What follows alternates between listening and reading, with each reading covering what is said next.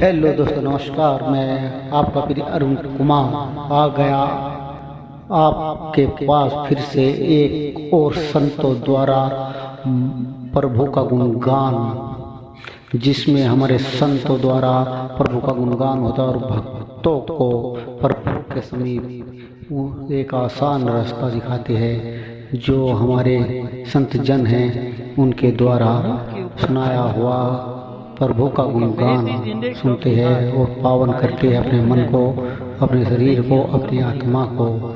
चले प्रभु की ओर। परंतु भगवान निरंतर प्रसन्न रहते हैं, उनका मुख सदैव हंसता हुआ है। तो हे प्रभु, आप हंसते हुए प्रसन्न वदन से हमारे सामने खड़े रहिए। इस प्रकार पितामह भीष्म ने भगवान को निवेदन किया। तुरंत कृष्ण ने युधिष्ठिर को इशारा किया, युधिष्ठिर अब ये इनका कुछ और प्लान है, अब ये कुछ और करना चाहते हैं, तुम्हारा जो भी प्रश्न है इनको पूछ लो, क्योंकि मुझे ऐसा लगता है कि ये अपना शरीर छोड़ना चाहते हैं, ये छोड़कर चले जाएंगे, तुम्हारी जिज्ञासा अधूरी रह जाएगी। कृष्ण ने इशारा किया, युधिष्ठिर जल्दी जो पूछना है वो पूछ लो। तब युधिष्ठिर महाराज ने पितामह भीष्म को अनेकों धर्म, वर्ण और आश्रम के विषय में पूछा, और पितामह भीष्म ने उस समय युधिष्ठिर महाराज को बहुत सुंदर ज्ञान दिया। क्या क्या ज्ञान दिया? पुरुषस्व भाव विहिता यथा वर्ण यथा श्रमम् वैराग्य रागोपादिभ्याम् आम्नतो भयलक्षणा। पुरुषस्य स्वभाव विहितान्। इस संसार में सभी मनुष्य के स्वभाव अलग अलग हैं, तो अलग अलग स्वभाव वालों के मनुष्य के लिए अलग अलग धर्मों का वर्णन किया है। यथा वर्ण यथा श्रमम। अलग अलग स्वभाव के अनुसार भगवान ने अलग अलग वर्ण और आश्रम का निर्माण किया है। जैसे 4 वर्ण, ब्राह्मण, क्षत्रिय, वैश्य और शूद्र। 4 आश्रम, ब्रह्मचारी, गृहस्थ, वानप्रस्थ और सन्यास। पितामह भीष्म ने ये सब कुछ वर्णन किया। एक ब्रह्मचारी को कैसे रहना, गृहस्थ को, सन्यासी को, पुरुष के स्वभाव के अनुसार। और क्या वर्णन किया? वैराग्य रागो उपाधि। इस संसार में हम मनुष्य बनकर आए हैं, तो मनुष्य का परम लक्ष्य है भगवान की प्राप्ति करना, और उस भगवान की प्राप्ति करने के लिए 2 मार्ग हैं, एक वैराग्य और दूसरा राग। इसे शास्त्रीय भाषा में निवृत्ति मार्ग कहते हैं और प्रवृत्ति मार्ग कहते हैं। निवृत्ति मार्ग उसे कहते हैं जो जन्म से ही सब कुछ छोड़ते रहें। जैसे सनत कुमार, ब्रह्मा जी के प्रथम पुत्र सनत कुमार, जन्म होते ही घर बार सब कुछ छोड़ दिया। और प्रवृत्ति मार्ग उसे कहते हैं संसार की कुछ वस्तु को स्वीकार करे, माता पिता को स्वीकार करे, पत्नी को स्वीकार करे, पुत्र को स्वीकार करे, और इन सब प्रवृत्ति में लगकर अंत में इन सब से मुक्त होकर भगवान की प्राप्ति करे। तो पुरुषों के स्वभाव के अनुसार इन धर्म का वर्णन हुआ है। कुछ लोग ऐसा पूछते हैं, प्रभु जी मैं गृहस्थ बनूं कि ब्रह्मचारी बनूं? अब आप गृहस्थ बनो या ब्रह्मचारी बनो, इसका उत्तर हम नहीं दे सकते। जिसका स्वभाव गृहस्थ बनने का है, उसके लिए गृहस्थ बनना ही सबसे श्रेष्ठ वस्तु है। जिसका स्वभाव गृहस्थी का है और वो किसी का अनुकरण करके, किसी की देखा देखी में या भावुकता में आकर ब्रह्मचारी बन जाए, तो वह ब्रह्मचारी जीवन भर दुखी होता रहेगा और आगे चलकर अपने ब्रह्मचारी आश्रम को छोड़ देगा। तो भगवान की प्राप्ति करने के अनेकों मार्ग हैं, परंतु हमें उस मार्ग को स्वीकार करना है जैसा हमारा स्वभाव है। और जिसका ब्रह्मचारी का स्वभाव है, यदि वह विवाह कर लेता है तो जीवन भर दुखी रहता है। इसलिए सबसे पहले अपने स्वभाव को जानो, दुनिया के बारे में बाद में जानना। हम तो दिन जब उगता है और सुबह होते ही पेपर खोलते हैं, पाकिस्तान में क्या हुआ, अमेरिका में क्या हुआ, संसद में क्या हुआ, सबसे पहले अपने अंदर क्या हुआ ये जानिए। अपना स्वभाव क्या है, हमारा स्वभाव क्या है, और हमारे स्वभाव के अनुसार शास्त्र में धर्म का निरूपण हुआ है। तो अलग अलग स्वभावों के अनुसार अलग अलग धर्मों का निरूपण पितामह भीष्म ने किया। सुध गोस्वामी संक्षिप्त में बताते हैं किन किन धर्मों का निरूपण किया। तो कहते हैं दान धर्मान राज धर्मान मोक्ष धर्मान विभागशः स्त्री धर्मान भगवत धर्मान समासव्यासयोगतः।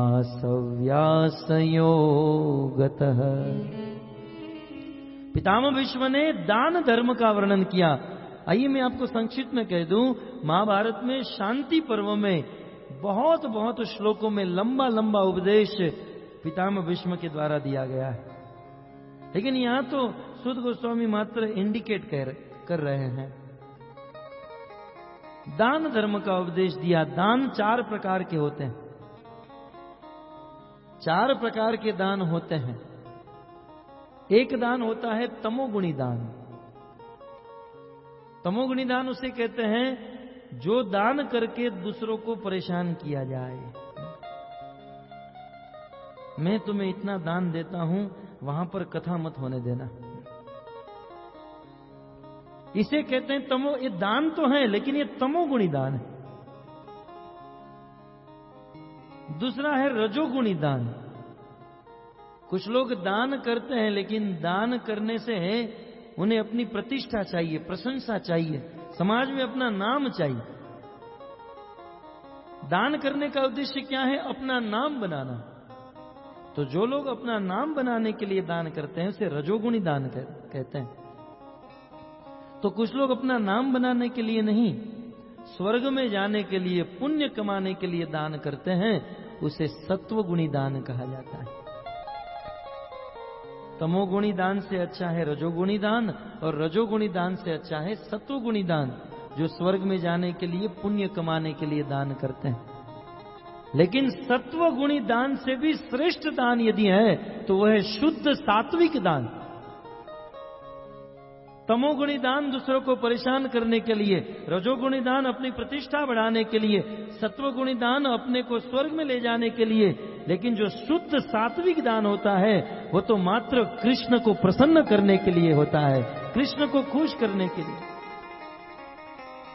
शुद्ध सात्विक दान करने वाला दानी सोचता है कि मुझे भले दुख मिल जाए, मैं भले भटक जाऊं, मुझे भले कुछ न मिले, मैं भले नरक में जाऊं, लेकिन मेरे दान से मेरे प्रभु, मेरे कृष्ण प्रसन्न होने चाहिए। इसे कहते हैं शुद्ध सात्विक दान। अब हम लोग इन 4 प्रकार के दान के अंदर हमारी कैटेगरी फिट करके देख ले, हम कहां पर है। प्राय लोग रजोगुणी दान में, मेरा दान मेरा नाम होना चाहिए। परंतु शुद्ध सात्विक दान जिसे सीधे कृष्ण को प्रसन्न किया जाता है। जैसे कृष्ण को बुखार आया और नारद जी को कहा, नारद यदि कोई अपने चरण रज की दान करे और मेरे मस्तक पर लगा दे तो मैं ठीक हो जाऊंगा। किसी ने अपने चरण रज नहीं दी, तब नारद जी गोकुल में गोपियों के पास आए। बोले कृष्ण बड़े बीमार हैं और वे चरण रज चाहते हैं। तब सारी गोपियां नाच नाच कर गोनी भर भर के अपनी चरण रज देने लगी। नारद जी लेकर जाओ और हमारे श्याम सुंदर के मस्तक पर लगा दो। नारद जी ने कहा, तुम लोग ये अपनी चरण रज दान में तो दे रही हो, लेकिन इस दान का फल जानती हो? तुम्हारी चरण रज भगवान के मस्तक पर लगेगी, तुमको नरक में जाना पड़ेगा, यह है तुम्हारे दान का फल। तब गोपियों ने कहा, नारद जी हमें एक बार नहीं करोड़ों बार नरक में जाना पड़े हम तैयार हैं, लेकिन हमारे कृष्ण को हम दुखी नहीं देख सकती हैं। इसे कहते हैं शुद्ध सात्विक दान, जो दान भगवान श्री कृष्ण के लिए हो। तो दान धर्मान राज धर्मान, पितामह भीष्म ने, मैंने तो आपको संक्षिप्त में बताया, ये दान धर्म का वर्णन बड़े विस्तार से। उसके बाद राज धर्म का वर्णन हुआ। एक राजा का कर्तव्य क्या है, राजा को कैसे अपनी प्रजा का पालन करना चाहिए। यदि जिसके राज्य में, राजा के राज्य में प्रजा दुखी है, तो मरने के बाद राजा को नरक में जाना पड़ता है। और जिस राजा के राज्य में प्रजा सुखी है, तो उस प्रजा के द्वारा किए गए पुण्य का छठा हिस्सा उस राजा को वैसे ही मिल जाता है, बिना मेहनत बिना प्रयास किए। राज धर्म का वर्णन हुआ। तत्पश्चात मोक्ष धर्मान। इस संसार में प्राय लोग इस शब्द से परिचित हैं और बोलते हैं कि हमें मोक्ष प्राप्त करना है, मोक्ष करना है, लेकिन मोक्ष का वास्तविक अर्थ क्या है? मोक्ष अनेक प्रकार के हैं, है ना? सायुज्य मुक्ति, सालोक्य मुक्ति, सारूप्य मुक्ति, सामीप्य मुक्ति और साष्टी नाम की मुक्ति। लेकिन इन सब मुक्तियों को प्राप्त करके ब्रह्म में लीन होंगे, भगवान जैसा रूप मिलेगा, भगवान के निकट वास मिलेगा। भक्तों, वास्तविक मुक्ति का अर्थ है मुक्ति हित्वा अन्यथा रूपेण स्वरूपेण व्यवस्थिति। ये जो वर्तमान में हम लोग अनेकों उपाधि लेकर घूम रहे हैं, मैं डॉक्टर, मैं वकील, मैं इंजीनियर, मैं सुरती, हैं, मैं पटेल, मैं ये, मैं फलाना, ये जो हमारी क्षणिक उपाधि से मुक्त होकर हम जो हैं, हमारा स्वरूप जो है भगवान के नित्य दास, और नित्य दास में भी भगवान के साथ जो हमारा संबंध है, वह संबंध पुनः प्रस्थापित हो जाना, उसे कहते हैं वास्तविक मुक्ति। तो मोक्ष धर्म का वर्णन किया, तत्पश्चात स्त्री धर्म का वर्णन किया। एक स्त्री को किस प्रकार मर्यादा में रहना चाहिए, ये सब बहुत बड़े बड़े विषय हैं, लेकिन समय के अभाव में हम मात्र, पितामह भीष्म भी समय के अभाव में थे और हम लोग भी समय के अभाव में। तो स्त्री धर्मान, स्त्री धर्म का उपदेश दिया। भगवत धर्मान, और भक्ति कैसे करनी चाहिए, इस धर्म का उपदेश किया। और यह उपदेश विभागश, बहुत सुंदर, सबका विभाग करते हुए, ऐसे नहीं कि खिचड़ी पका दी। कुछ लोग प्रवचन करते हैं तो क्या कहां से कहां बोलते हैं, कहां से कहां चले जाते हैं। परंतु दान धर्म का वर्णन तो दान की ही महिमा, दान की ही बात। मोक्ष धर्म का वर्णन तो मोक्ष की ही बात। परफेक्ट रूप से पितामह भीष्म ने युधिष्ठिर महाराज को ये सारी बात बताई। धर्मार्थ काम मोक्षांश सहोपायान यथा मुने नाना आख्यानेषु इतिहासेषु वर्णयामास तत्ववित्। तत्वों को जानने वाले पितामह भीष्म ने अनेकों व्याख्यान के द्वारा, अनेकों इतिहासों के द्वारा इन समस्त धर्मों का उपदेश किया। परंतु महाभारत में एक छोटी सी घटना का वर्णन है। पितामह भीष्म जब इस प्रकार से अनेकों धर्म का उपदेश दे रहे थे,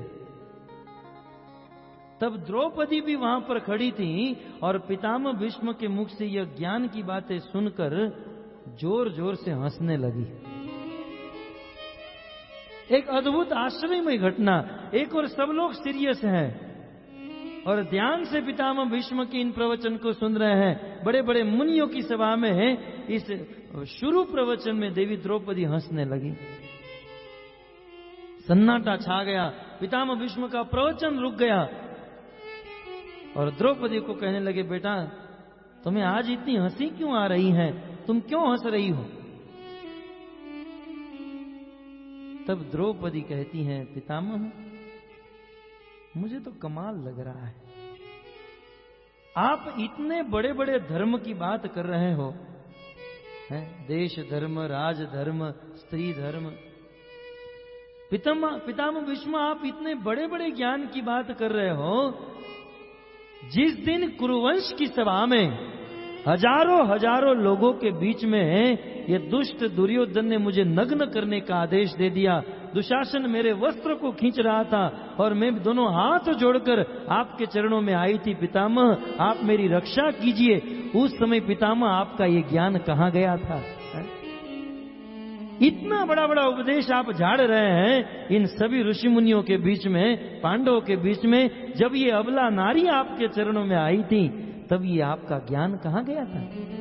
बुद्धि नहीं थी तब आपको? ये स्त्री धर्म, राजधर्म का ज्ञान नहीं था उस समय आपको?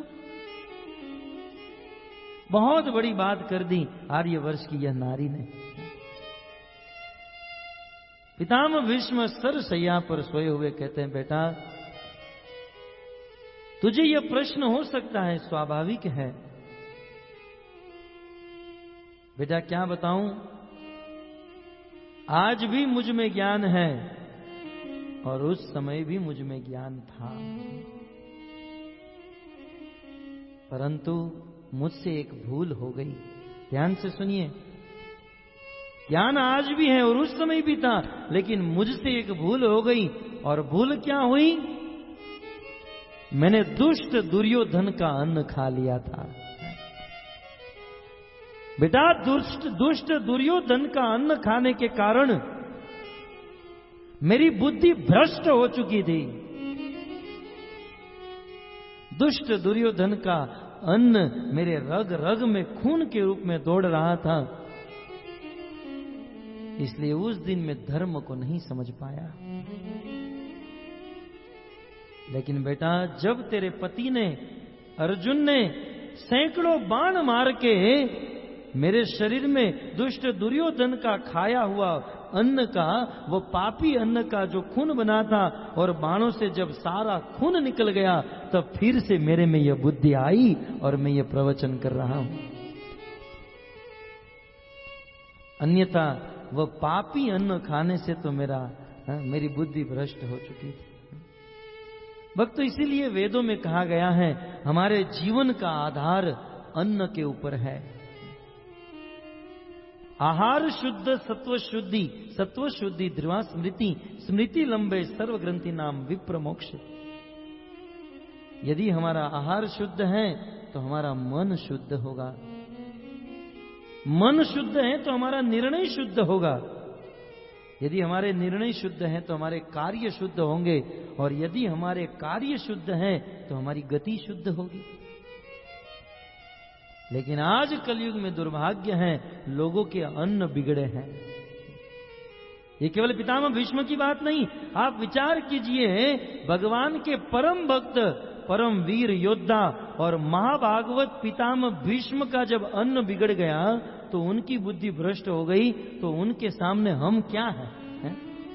हमारी बुद्धि भ्रष्ट होगी दूषित अन्न खाने से, इनमें कोई संशय नहीं। जब महाभागवत की बुद्धि बिगड़ गई तो हम तो एक साधारण मनुष्य हैं। यदि पापमय अन्न खाएंगे तो हमारी बुद्धि बिगड़ जाएगी, और बिगड़ी हुई बुद्धि से हम कुछ नहीं कर सकते हैं, मात्र अधर्म हो सकता है।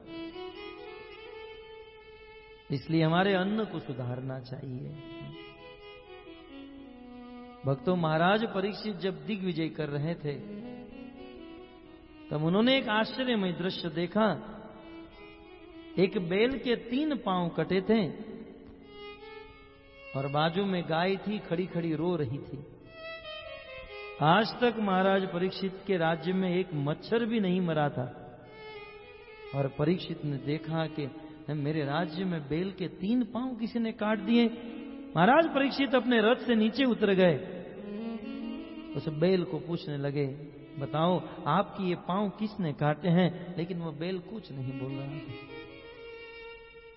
बोले बोलना नहीं है तो इशारा कर दो, किसने काटा है, मैं तुरंत उसे मार डालूंगा। मेरे राज्य में ऐसा गर्हित कार्य किसने किया है? बार बार पूछने पर वो बैल कुछ नहीं बोल रहा है। जब परीक्षित बहुत पूछने लगे तब वो बेल बोला, महाराज आप मुझे पूछ रहे हो आपके दुख का कारण क्या है, किसने काटा है? तो सत्य कहूं तो मैं भी नहीं जानता हूं मेरे दुख का कारण क्या है। कुछ लोग कहते हैं हमारे जीवन में दुख हमारे कर्म के अनुसार आते हैं। कुछ लोग कहते हैं हमारे जीवन में दुख देवताओं के द्वारा मिलते हैं। कुछ लोग कहते हैं ये दुख सुख कुछ नहीं, मात्र मन की भ्रांति है। मुंडे मुंडे मति भिन्ना, सब लोग अपने अपने मन से अपना अपना मत देते हैं। अब मैं खुद कंफ्यूज हूं, खुद चिंतित हूं, मेरे दुख का कारण क्या है? आप तो राजा हो, राजा बुद्धिमान होते हैं। अब राजन आप ही बताइए मेरे दुख का कारण क्या है? वक्त तो परीक्षित तो बुद्धिमान थे, तुरंत समझ गए कि ये बेल का शरीर धारण किया है, लेकिन ये बेल नहीं है। क्योंकि साधारण बैल इतनी बड़ी तत्व की बात नहीं कर सकता है। ये बैल के रूप में साक्षात धर्म आकर खड़ा है। समझ गए, साक्षात धर्म थे। और कलयुग ने धर्म के 3 पांव काट दिए थे। तुरंत महाराज परीक्षित की दृष्टि वहां से हटी तो कलयुग राजा का रूप लेकर हाथ में तलवार लेकर खड़ा था। परीक्षित समझ गए ये कलयुग की करतूत है, मेरे राज्य में कलयुग प्रवेश कर चुका है। महाराज परीक्षित उस कलयुग को जब मारने के लिए उनके पीछे दौड़े, कलयुग ने देखा मैं मर जाऊंगा, परीक्षित से हाथ से छूट नहीं पाऊंगा। अपनी जान बचाने के लिए दोनों हाथ जोड़कर परीक्षित के चरणों में गिर गया। शरणागत वत्सल महाराज परीक्षित ने कलयुग को कहा, क्योंकि तुम मेरी शरण में आए हो इसलिए मारूंगा नहीं, परंतु यह सृष्टि, यह पृथ्वी छोड़कर चले जाओ। कलयुग ने कहा, राजन पृथ्वी को छोड़कर कहां जाऊंगा, मुझे कहीं तो स्थान दीजिए, ऐसी कुछ जगह तो कहो जहां पर मैं रह सकूं। तब महाराज परीक्षित ने कलयुग को 4 जगह पर स्थान दिया। ये भागवत में वर्णन है। अभ्यर्थति तदा तस्मै स्थानानि कलये ददो, स्थानानि कलये ददो। परीक्षित महाराज ने कलयुग को 4 जगह पर स्थान दिया। वो चार स्थान कौन से हैं? दूतम पानम स्त्रिय सुना यत्र अधर्म चतुर्विधा। 4 जगह पर कलयुग प्रारंभ होता है। 4 जगह से कलयुग का जन्म होता है। प्रथम जगह कौन सी है? दूतम, जुआ। जहां पर जुआ खेला जाता है वहां से कलयुग शुरू होता है। जुआ खेलना पाप है, लेकिन यदि कोई जुआ खेलता है तो कलयुग वहां प्रवेश कर जाता है। और जुए खेलने वाले आदमी से जुआ खेलना तो पाप है ही, लेकिन उसके साथ साथ अनेकों पाप करवा देता है। ये 4 पाप समस्त पापों की जननी है। अतः यदि कलयुग के प्रभाव से बचना चाहते हैं तो जुआ नहीं खेलना चाहिए, किसी भी प्रकार का जुआ नहीं। ये लॉटरी है और शेयर बाजार और जो भी जुआ है। और यदि कोई कहे, जुआ खेलने वाला आदमी कहे कि मैं धार्मिक हूं और मैं धर्म का पालन करता हूं, ये कभी हो नहीं सकता। धर्म 4 चरण पर खड़ा है, धर्म के 4 चरण हैं और एक है जुआ। जुआ खेला तो धर्म का एक चरण टूट गया। कहां हम धर्म के मार्ग पर खड़े? इसलिए धर्म का पालन करना चाहते हैं, जुआ नहीं खेलना चाहिए। भक्तों, ये सब भागवत की बातें हैं। यदि जीवन में उतार दी तो जीवन धन्य बन गया, नहीं तो पूर्णाहुति कल रात को 11 बजे होने वाली है। हम हमारे घर पर, आप अपने घर पर हैं। ये तो भागवत के सहारे से यदि हम हमारा उद्धार करना चाहते हैं तो इस बात को जीवन में उतार लेनी चाहिए। चलो, जब तक ज्ञान नहीं था जीवन अंधकार में बीत गया, लेकिन जब ज्ञान रूपी सूर्य का उदय हो चुका है तब जीवन में एक प्रण ले ले, निश्चय कर ले कि आज से ये पाप नहीं करेंगे। जुए में स्थान दिया। तत्पश्चात महाराज परीक्षित ने कलयुग को दूसरा स्थान, दूतम पानम, दूसरा स्थान दिया नशे में। बोले इस पृथ्वी में जो आदमी नशा करता है उसके दिमाग के ऊपर जाकर बैठ जाओ। नशा करने वाले व्यक्ति के अंदर कलयुग का वास होता है। वो कभी अच्छा सोच नहीं सकता है, वो कभी अच्छा काम नहीं कर सकता है। नशा करने वाला व्यक्ति कभी भी धर्म के मार्ग पर नहीं चल सकता, कभी भी। नशे का अर्थ शराब का नशा, सिगरेट का नशा, तंबाकू, गुटखा, मावा, माणिक चंद, ये जो भी कंपनी है, मुझे सभी कंपनी का नाम नहीं पता है, नहीं तो कुछ लोग बाहर जाकर नाचेंगे गोवा गुटखा का नाम नहीं आया था, वो तो खा सकते हैं। जितना भी ये गुटखा है, तंबाकू है, ये जितना भी नशा है, इस नशे में कलयुग का वास है। नशा करने वाला व्यक्ति धर्म के मार्ग पर नहीं चल सकता। अरे धर्म के मार्ग की बात दूर रही,